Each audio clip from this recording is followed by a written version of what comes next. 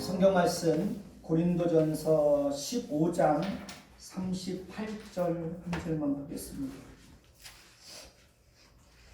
고린도전서 15장 38절.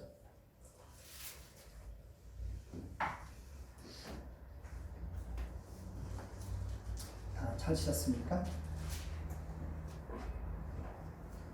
함께 보겠습니다.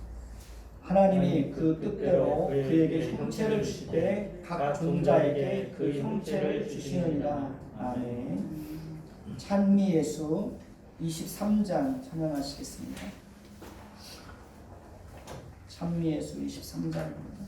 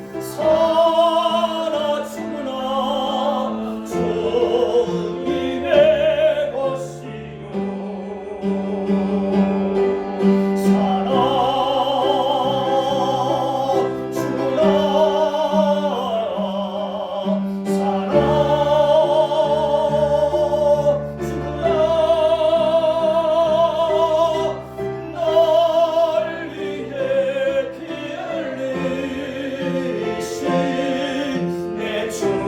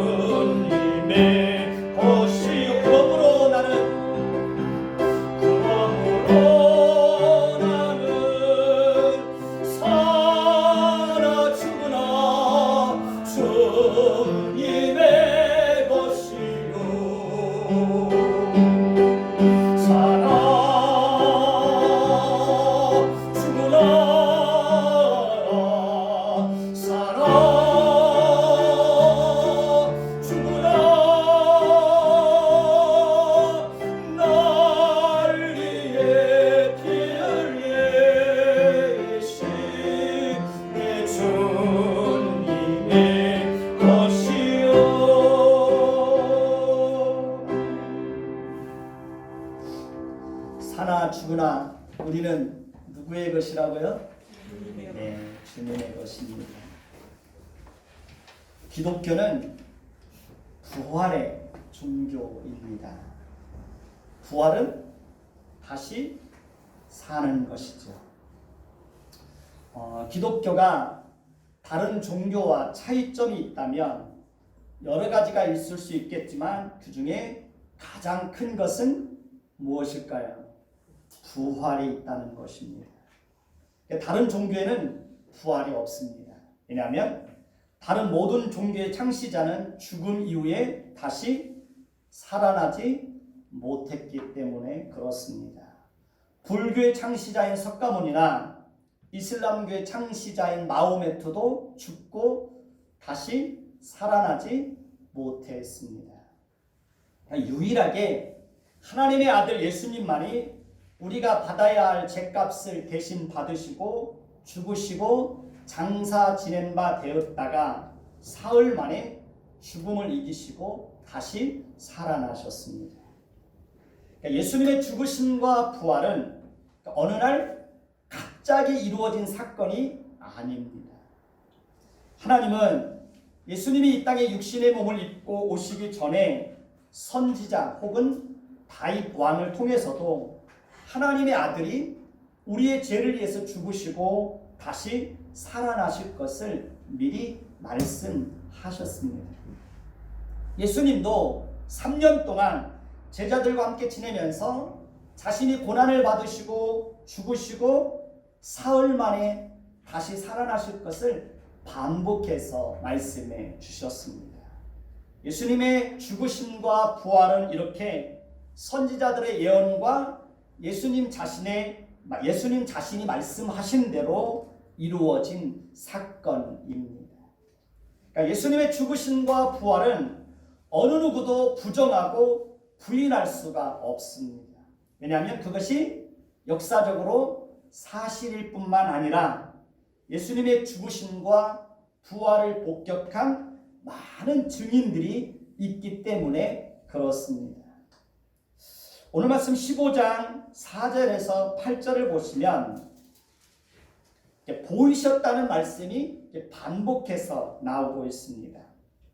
5절부터 보면 게바에게 보이시고 후에 12제자에게와 그 후에 500의 형제에게 일시에 보이셨나니 그 후에 야고보에게 보이셨으며 그 후에 모든 사도에게와 맨 나중에 만삭되지 못하여 난 자 같은 내게도 보이셨느니라 이렇게 말씀하고 있습니다. 사도 바울은 자신이 고린도 교회에 이 서신을 보낼 때만 해도 부활을 목격한 증인들이 대다수 살아있고 어떤 사람들은 잠들었다고 그렇게 말하고 있습니다. 그러니까 예수님의 부활을 목격한 증인들이 이렇게 많은 거예요. 그러니 그 부활을 부정할 수가 있을까요? 없을까요? 부활을 부정할 수가 없는 것입니다. 많은 증인들이 있고 목격자가 있는데 어떻게 그걸 부정할 수 있겠습니까? 그러니까 예수님의 부활을 목격한 자들 중에는 우리가 특별히 주목할 만한 두 사람이 있습니다. 예수님의 동생인 야고보와 사도 바울입니다. 예수님의 육신의 동생들은 예수님이 하나님의 아들이라는 사실을 믿지 않았습니다. 예수님의 육신의 동생인 야고보는 예수님의 부활을 목격한 이후에야 비로소 예수님이 하나님의 아들이라는 사실을 믿게 되었습니다. 사도 바울은 처음부터 예수님과 함께한 함께한 자가 아닙니다. 예수님의 제자도 아닙니다. 사도 바울은 오히려 예수 믿는 자들을 잡아서 옥에 가두고 죽이는 일에 앞장서고 하나님의 교회를 없애려고 교회를 박해했던 사람입니다. 그 일에 가장 앞장섰던 사람이 바로 사도 바울입니다. 사도 바울은 처음부터 교회를 편드는 자가 아니었어요. 처음부터 예수님을 따르는 자가 아니었어요. 그런데도 예수님은 그런 자에게 자신의 부활을 보여주셨고 그로 하여금 예수 그리스도의 부활을 증거하게 하셨습니다. 그렇기 때문에 사도 바울은 오늘 말씀 10절에서 그러나 내가 나된 것은 하나님의 은혜로 된 것이니 내게 주신 그의 은혜가 헛되지 아니하여 내가 모든 사도보다 더 많이 수고하였으나 내가 한 것이 아니요 오직 나와 함께 하신 하나님의 은혜로다 라고 고백하고 있습니다. 그렇습니다. 사도 바울에게 임한 그 모든 것은 하나님의 은혜였습니다. 그렇습니다. 우리가 예수를 믿고 하나님의 자녀가 된 것도 하나님의 은혜입니다. 그러니까 우리가 주를 위해서 더 많이 수고하고 헌신할 수 있다면 그 또한 하나님의 은혜입니다. 우리가 주를 위해서 봉사할 수 있는 것도 하나님의 은혜입니다. 주를 위해서 우리가 무엇인가 드릴 수 있다면 그 또한 하나님의 은혜입니다. 그러니까 하나님이 우리에게 은혜를 주지 않으면 우리는 아무것도 할 수 없어요. 그러니까 하나님이 우리에게 은혜를 주지 않으면 하나님을 알 수도 없어요. 하나님이 우리에게 은혜를 주지 않으면 우리는 잘못된 길에서 돌이킬 수도 없어요. 자신의 죄를 깨달아 알 수도 없습니다. 모든 것은 하나님의 은혜로 주어지는 거예요. 오늘도 우리가 이렇게 하나님을 예배할 수 있는 것도 하나님의 은혜입니다. 그렇기 때문에 사실은 우리가 주를 위해서 헌신하고 수고를 한다고 해도 하나님 앞에서는 그것이 우리에게 의가 되거나 우리에게 자랑할 것이 될 수 있을까요? 없을까요? 자랑할 것이 없습니다. 그러니까 하나님의 은혜를 알면 알수록 하나님을 알면 알수록 아무것도 자랑할 것이 없다는 것을 더 절실하게 깨닫게 돼요. 오늘 말씀 12절을 보실까요? 12절 같이 보겠습니다. 시작. 그리스도께서 죽은 자 가운데서 다시 살아나셨다 전파되었거늘 너희 중에 어떤 사람은 어찌하여 죽은 자 가운데서 부활이 없다 하느냐. 고린도 교회는 사실 부활 신앙이 있었습니다. 그런데 고린도 교회 안에 죽은 자의 부활을 부정하는 자들이 있었습니다. 그러니까 고린도 교회가 존재하던 그 당시에는 영지주의라는 이단이 있었습니다. 한번 따라서 볼까요? 영지주의. 영지주의는 이원론적인 사고를 가지고 있었습니다. 그러니까 영지주의자들은 육은 악하고 영은 선하다는 그런 주장을 했던 이단입니다. 그래서 그들은 더럽고 추하고 악한 육체 안에서 영이 빠져나오는 것을 구원이라고 생각했습니다. 그리고 이 악한 육체 안에 선한 영이 갇히는 것을 부활이라고 생각한 거예요. 그렇기 때문에 영지주의자들은 부활을 부정하게 되었던 것입니다. 그러니까 고린도 교회 안에 죽은 자의 부활을 부정하는 자들이 존재하게 된 것도 바로 이런 고린도 교회 안에 있는 그 영지주의자들의 영향을 받아서 부활을 부정하는 자들이 있게 된 거예요. 그러니까 영지주의자들은 육체는 무익한 것이고 무가치한 것이고 더러운 것이기 때문에 육체로 무슨 짓을 해도 아무런 죄가 없다고 그들은 그렇게 가르쳤습니다. 그렇기 때문에 고린도 교회 안에 영지주의자들의 영향을 받은 자들로 인하여서 교회 안에 음란의 문제들이 발생하게 되었던 거예요. 육체로 무슨 짓을 해도 괜찮다고 생각하니까. 그래서 교회 안에 음란의 문제가 심각하게 자리를 잡고 있었던 것입니다. 사도 바울은 고린도 교회에 편지를 띄운 것은 사도 바울이 고린도 교회에 편지를 띄운 것은 바로 교회 안에 이 잘못된 신앙을 바로잡기 위해서 편지를 띄우게 되었던 것입니다. 오늘 말씀 13절에서 19절을 보시면 사도 바울은 만일 죽은 자의 부활을 부인하게 되면 우리의 전파하는 것도 헛것이고 우리의 믿음도 헛것이고 우리는 거짓 증인으로 발견되고 우리는 여전히 죄 가운데 있고 그리스도 안에서 잠자는 자도 망하였을 것이라고 말하고 있습니다. 만일 그리스도 안에서 우리가 바라는 것이 다만 이 세상의 삶뿐이면 모든 사람 가운데 우리는 더욱 불쌍한 자들이 될 것이라고 말하고 있습니다. 사실 그리스도인의 진정한 보상은 현세적이고 물질적이고 눈에 보이는 것이 전부가 아닙니다. 오히려 그리스도인의 보상은 눈에 보이지 않는 영적이고 신령한 것이 대부분이고 내세적입니다. 그러니까 그리스도인들에게는 영생에 대한 약속이 있습니다. 그러니까 부활에 대한 약속이 있습니다. 천국에 대한 약속이 있습니다. 그리스도인들에게는 하나님의 자녀라는 지위가 주어져 있습니다.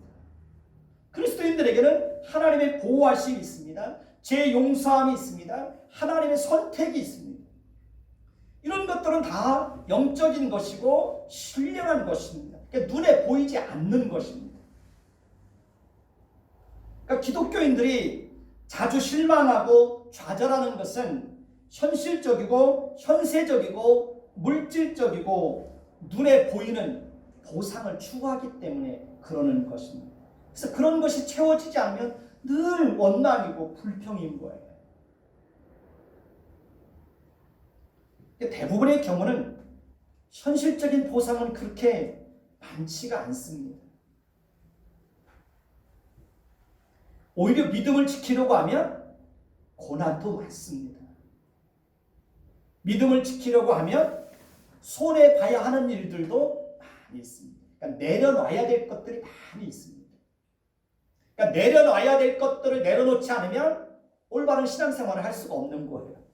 그러니까 포기해야 될 것들을 마땅히 포기하지 않고 그것을 내가 붙잡고 살려고 하면 하나님을 바르게 섬길 수가 없는 거예요.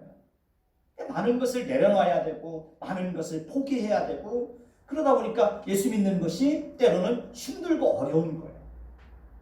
그 가는 길이 쉽지가 않은 거예요.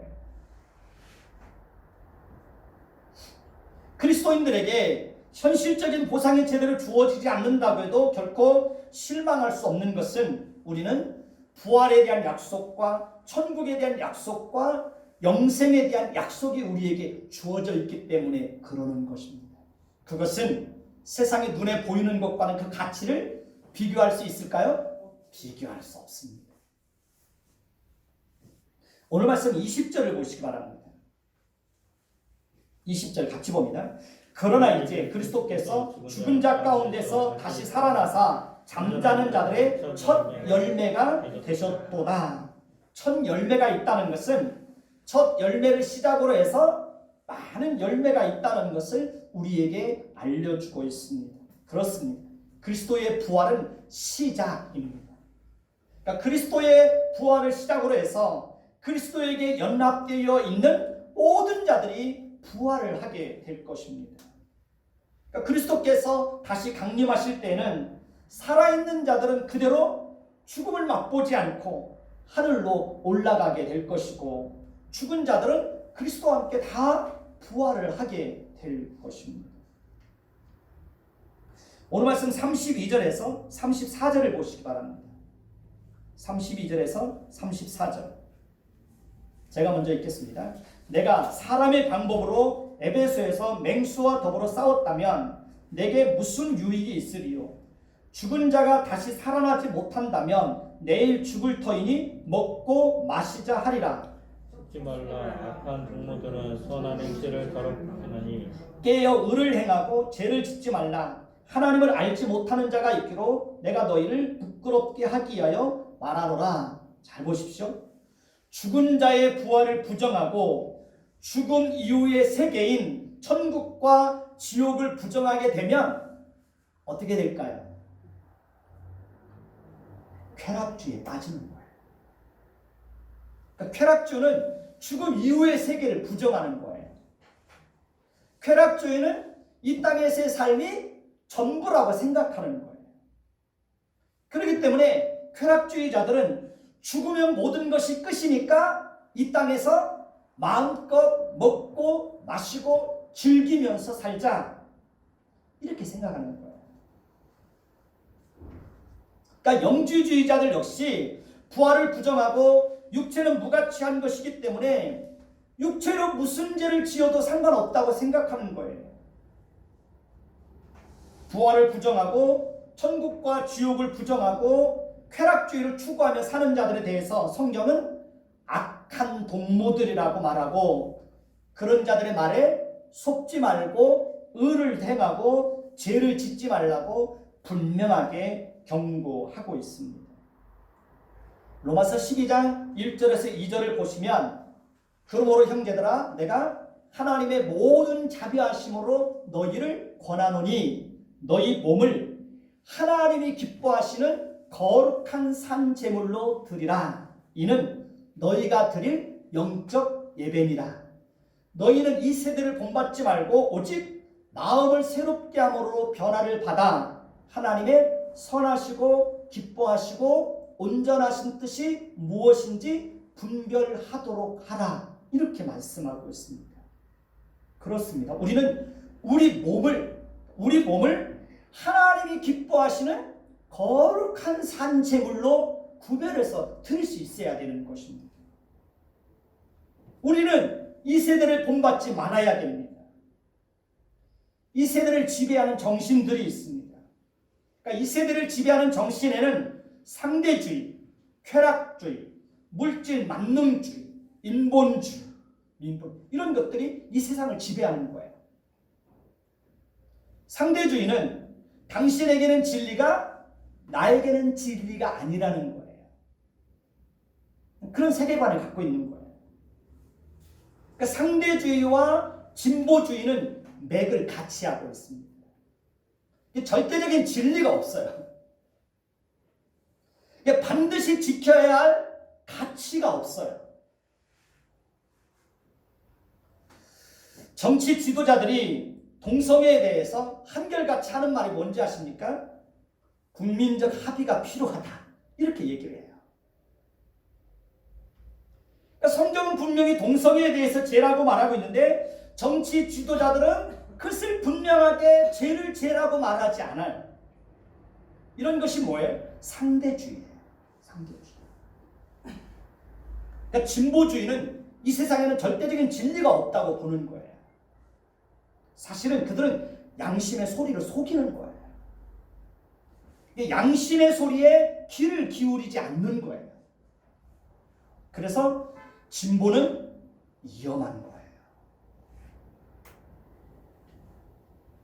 결혼은 남녀가 만나서 가정을 이루는 것이 하나님이 세우신 창조 질서입니다. 그것이 절대적인 진리이고 영원히 지켜야 할 가치입니다. 근데 요즘에는 남자와 남자가 만나서 결혼을 하고 여자와 여자가 만나서 동성 간에 결혼을 합니다. 그러니까 우리에게는 절대적인 진리가 그들에게는 절대적인 진리가 아닌 거예요. 우리에게는 영원히 지켜야 될 가치가 그들에게는 영원히 지켜야 될 가치가 아닌 거예요. 절대적으로 지켜야 하는 기준이 무너지고 영원히 지켜야 될 가치가 무너지면 어떻게 될까요? 우리 사회가 가치관에 큰 혼란을 겪게 됩니다. 그러면 우리 사회가 급속도로 타락하게 되는 거예요. 그래서 요즘에는 가치관의 전쟁이라고 그러죠. 세계관의 전쟁이라고 그럽니다. 그러니까 어떤 세계관을 가지고 보느냐에 따라서 생각이 다 달라지는 거예요. 기준이 달라지고 판단이 달라지는 거예요. 요즘 나라를 생각하면 여러분들은 어떻게 생각하는지 모르겠지만 나라를 생각하면 저절로 한숨이 나와요. 다음 세대가 정말 걱정이 돼요. 세계관이 무너지고 가치관이 혼란스럽고 이런 세상 속에서 우리 다음 세대들이 살아갈 걸 생각하면 정말 어떤 때는 잠이 안 와요. 보수주의는 아무리 시대가 변하고 환경이 바뀌어도 절대적으로 지켜야 될 진리가 있고 영원한 가치가 있다고 보는 거예요. 그게 보수주의예요. 우리에게는 그것이 뭡니까? 하나님의 말씀입니다. 하나님의 말씀은 영원히 변하지 않는 진리예요. 하나님의 말씀은 우리가 영원히 지켜야 될 가치예요. 그렇기 때문에 기독교인은 엄밀한 의미에서 기독교인은 보수주의를 지향할 수밖에 없는 거예요.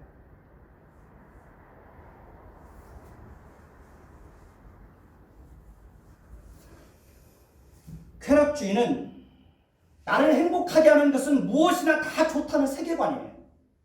요즘 많은 젊은이들이 이런 쾌락주의에 빠져 있어요. 남이 어떻게 되든 말든 나만 좋고 나만 행복하면 된다고 생각하는 거예요. 이것은 철저하게 자기중심적이고 이기적인 사고에서 나오는 거예요. 물질 만능주의는 돈이면 무엇이든지 다 할 수 있다고 하는 세계관이에요. 인본주의는 하나님보다 사람을 더 중요하게 생각하는 세계관이에요. 인본주의는 하나님의 말씀보다 인권을 더 중요하게 생각하는 세계관입니다.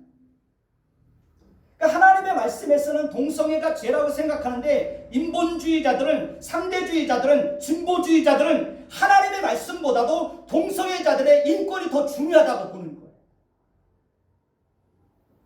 물론 인권을 중요하죠. 왜냐하면 하나님의 형상대로 창조함을 받은 사람들이기 때문에 모든 사람들의 인권은 마땅히 존중되어야 되고 존중해야 됩니다. 그러나 그보다 더 중요한 것은 동성애는 죄라는 거예요. 창조 질서를 거역하는 거예요. 세상이 아무리 변해도 하나님의 말씀은 영원히 변하지 않는 진리예요.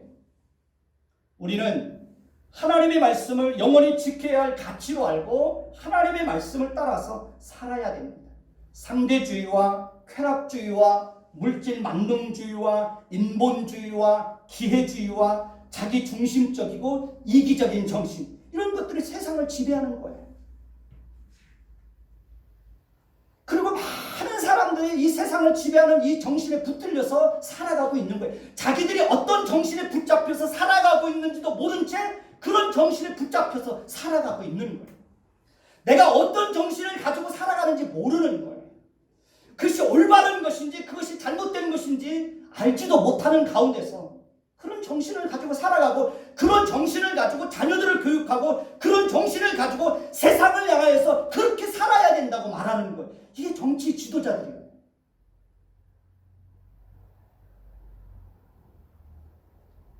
그러다 보니까 젊은 세대들이 그런 정신에 계속해서 빠져 들어가는 거예요. 우리는 하나님의 말씀을 따라서 거룩하고 구별되게 살아야 됩니다. 우리는 우리 육체를 거룩하게 구별해서 하나님께 우리 자신을 하나님 앞에 산 제물로 드려야 되는 것입니다. 우리가 생각으로 예배하고 생각으로 말씀을 지키는 자들이 아닙니다. 몸이 따라가지 않는 봉사와 예배와 헌신은 아무 의미가 없습니다. 생각으로 예배해야지 하면서 실제로 예배당에 내 몸이 와 있지 않으면 그게 무슨 의미가 있겠어요? 생각으로 내가 봉사해야지 라고 하면서 실제로 몸으로 봉사하지 않으면 그게 무슨 의미가 있겠어요? 그렇기 때문에 우리는 철저하게 우리 몸으로 하나님을 위해서 살아야 되는 거예요. 몸을 더럽히면 안 되는 거예요. 술 취하고 방탕하게 살고 음란하게 사는 것은 우리 몸을 더럽히는 거예요. 영혼을 병들게 하는 거예요. 정신을 병들게 하는 거예요. 정치 지도자들이 자라나는 다음 세대들의 정신을 병들게 하는 거예요.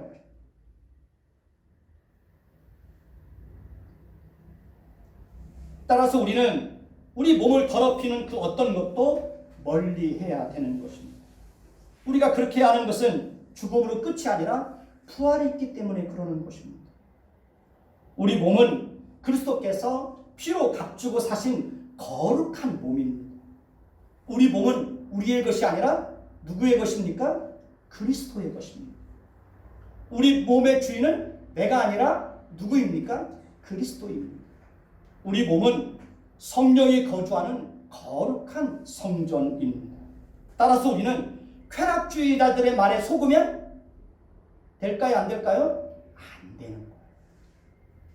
그러니까 죽으면 끝이니까 먹고 마시고 즐기자라고 생각하는 사람들의 말에 속으면 안 되는 겁니다. 만약에 그렇게 말하고 그렇게 사는 자들이 있다면 그 사람들을 향하여서 성경은 뭐라고 규정합니까? 악한 동무들이라고 말합니다. 악한 사람들이에요. 악한 사람들. 죄를 죄라고 말하지 않는 사람들은 악한 동무들이에요.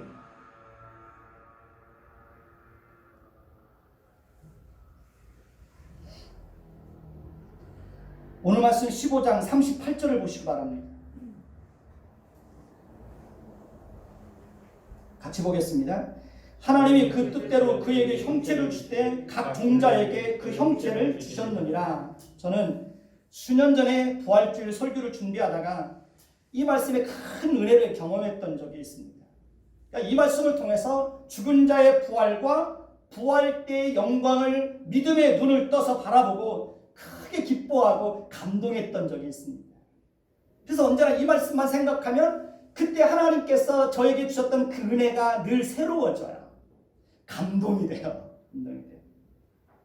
우리가 씨앗을 뿌리면 그 씨앗이 죽어서 없어지는 것 같아도 그 속에서 새로운 식물들이 살아나는 것을 봅니다.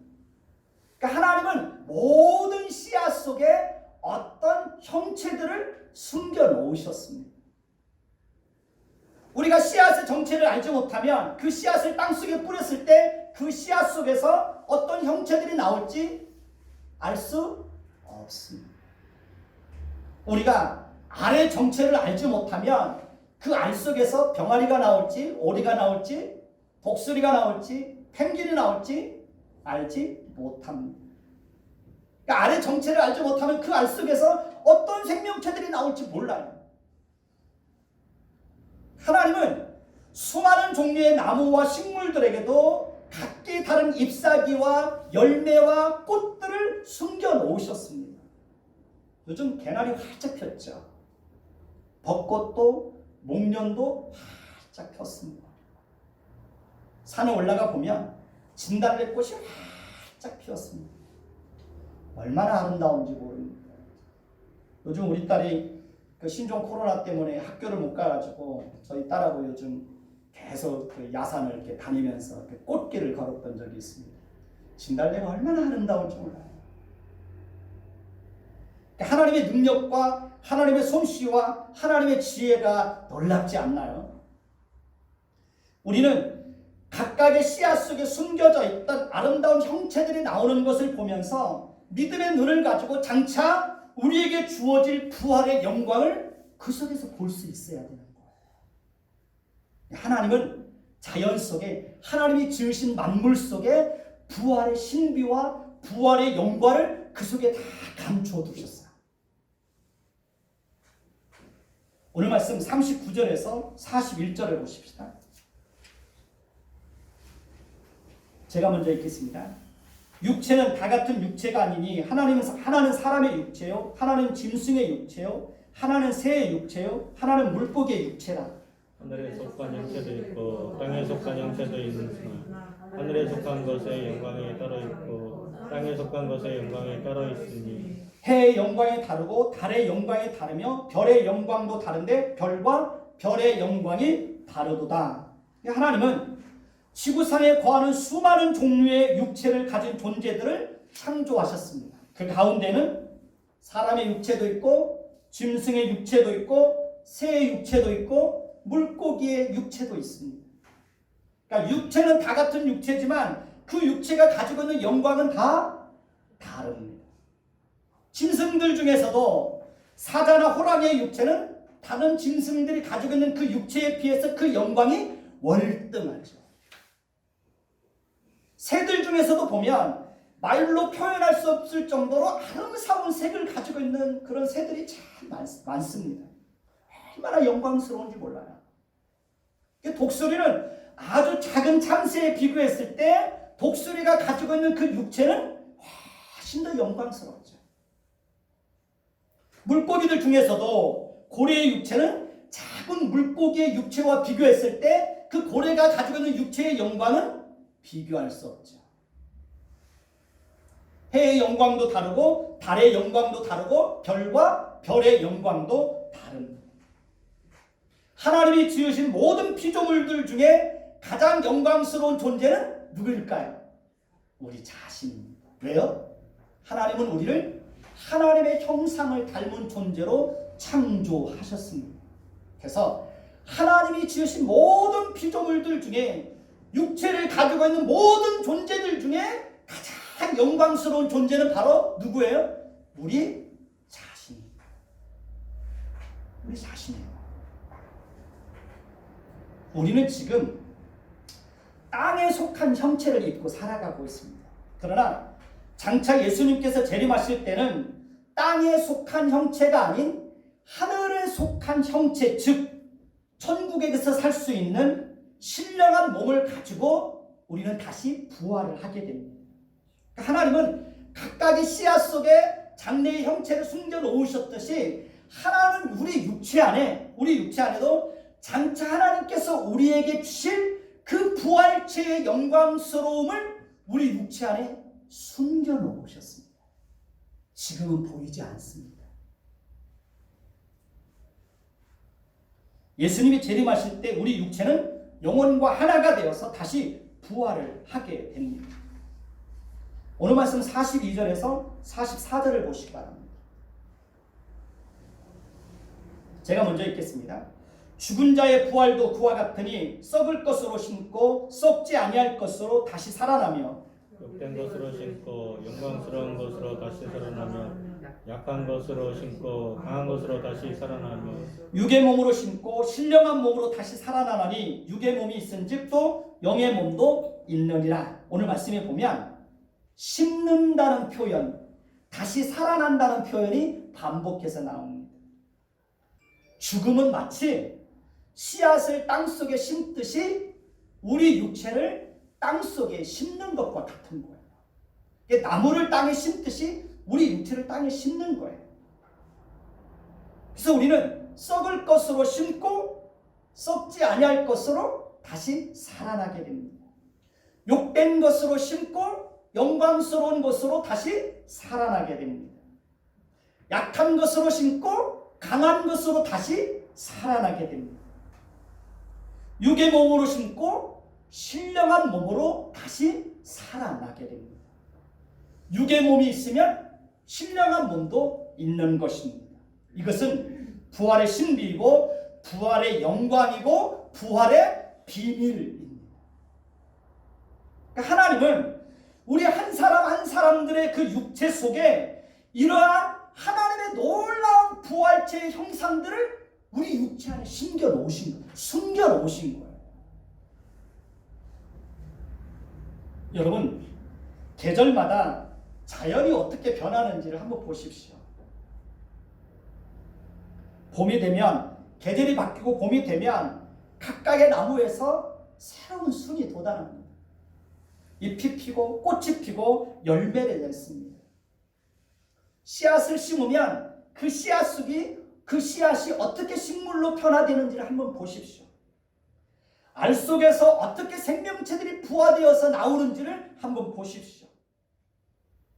자연의 아름다움을 한번 바라보십시오. 부활의 눈을 가지고 자연의 아름다움을 한번 바라보십시오. 하나님은 오늘도 하나님이 지으신 그 피조물들을 통해서 그것을 통해서 우리에게 부활의 영광을 생생하게 증거해주고 있는 거예요. 꽃 한 송이만 봐도 부활의 영광이 그 속에 숨겨져 있어서 그걸 보게 되는 거예요. 감격스럽죠. 꽃 한 송이를 보는 느낌이 부활의 영광을 가지고 보는 사람과 그냥 하나의 식물로 보는 사람이 느끼는 그 감정과 감격은 전혀 다르죠.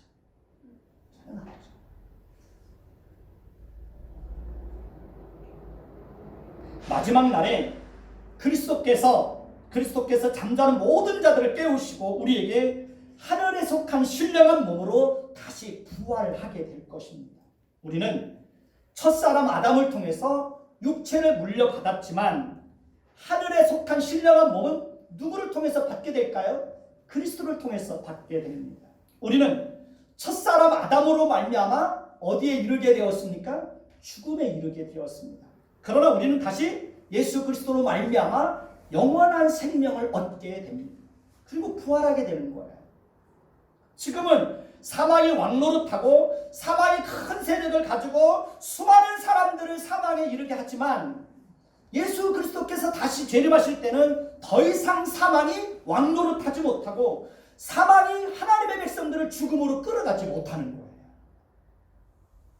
그때는 예수께서 우리를 죄와 사망의 몸에서 완전히 구원하시는 거예요. 하나님의 백성들에게는 이런 놀라운 축복들이 약속되어져 있습니다. 부활을 부인하는 사람들이 있다면 이 어리석은 사람들아, 씨앗이 어떻게 식물로 전환되는지 한번 보라는 거예요. 부활을 부인하는 사람들아, 하나님이 세우신 그 자연이 어떻게 변하는지를 한번 보라는 거예요.